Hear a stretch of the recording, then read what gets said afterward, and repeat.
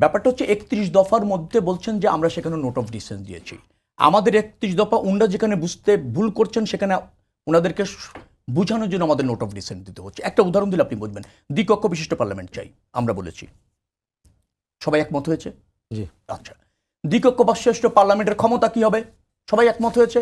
আমরাও যা বলেছি উনরা সবাই তাই বলেছেন, সবাই একমত হয়েছে। কত আসনের দ্বিকক্ষ বিশিষ্ট পার্লামেন্ট হবে? 100 আসন। উনরা একমত হয়েছে, সবাই একমত হয়েছে, আমরাও একমত হয়েছি। পার্থক্য কোথায়, গঠন কিভাবে হবে? আমরা বলেছি প্রাপ্ত আসনের অনুপাতে, অনেকের দাবি বা অন্তর্বর্তীকালীন সরকারও বলে প্রাপ্ত ভোটের অনুপাতে, দুটোই অনুপাত, পার্থক্য একটা জায়গায়। তো আমরা 31 দফায় কি চেয়েছিলাম? আমাদের কথা ছিল দ্বিকক্ষ বিশিষ্ট পার্লামেন্ট চাই। তো পার্লামেন্ট তো দ্বিকক্ষ বিশিষ্ট হচ্ছে, বাস্তবায়ন করবার ক্ষেত্রে বা গঠন করবার ক্ষেত্রে দ্বিমত থাকছে। এটা যা কোনো রাজনৈতিক দলের অধিকার এবং তার হচ্ছে অবস্থান, এটার প্রতি রেসপেক্ট থাকতে হবে।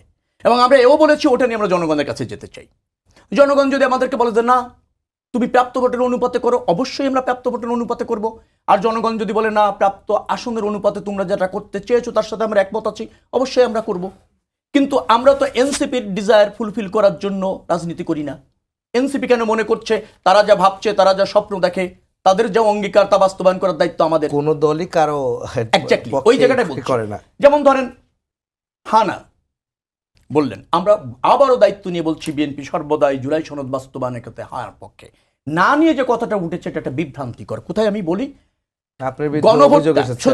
গণভোটটা জাতীয় নির্বাচনের দিন হবে না তার আগে হবে।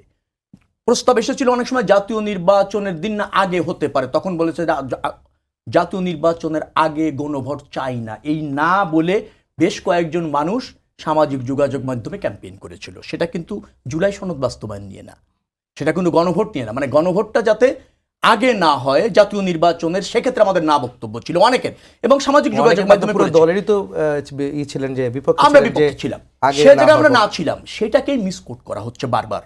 আমি এই জায়গায় স্পষ্ট করতে চাই আর কি, আমাদের রাজনীতিবিদ যারা আছেন তাদের আরও দায়িত্বশীল হয়ে কথা বললে হয় কি, ভুল বুঝাবুঝি কমে, রাজনৈতিক দূরত্ব কমে, সৌহার্দ্যতা থাকে, প্রতিযোগিতাপূর্ণ রাজনীতি থাকে। ভুল বুঝাবুঝিটা কমা খুব জরুরি। এটা কিন্তু আমি জানি না, এখনো পর্যন্ত বিএনপি তো কাউকে বিভ্রান্ত করার মতো কথা বলছে না। বিএনপির অবস্থান স্পষ্ট, বিএনপি দায় চাপায় না, অন্যরা দায় চাপায়। আপা যতটুকু না নিজেদের কারেকশনের কথা বলেন, তার চেয়ে বেশি বিএনপিকে কারেকশন করতে চান, যে আজকাল বিএনপিকে কারেকশন করতে চায়। আচ্ছা, বিএনপি রাজনৈতিক দল, তার করণীয় সে জানে, তার কমিটমেন্ট জনগণের কাছে। তো আপনি হ্যাঁ প্রত্যাশা করতে পারেন, কিন্তু যখন আপনি ত্রুটি খোঁজেন আমার মধ্যে, আপনি নিজেকে সংশোধন করছেন না, নিজেকে উপযুক্ত করছেন না, নিজেকে জনবান্ধব করছেন না, নিজের আদর্শ বাস্তবায়ন করবার জন্য অঙ্গীকার করছেন না, এবং নিজের আদর্শ ধারণ করে জনগণের কাছে আপনি যাচ্ছেন না, কিন্তু সারাক্ষণ বিএনপিকে সংশোধন করতে চাচ্ছেন, সেটা আমার মনে হয় সে রাজনীতি সাময়িকভাবে সুবিধা পায়, কিন্তু সাস্টেইন করে না যারা এভাবে রাজনীতি করতে চান।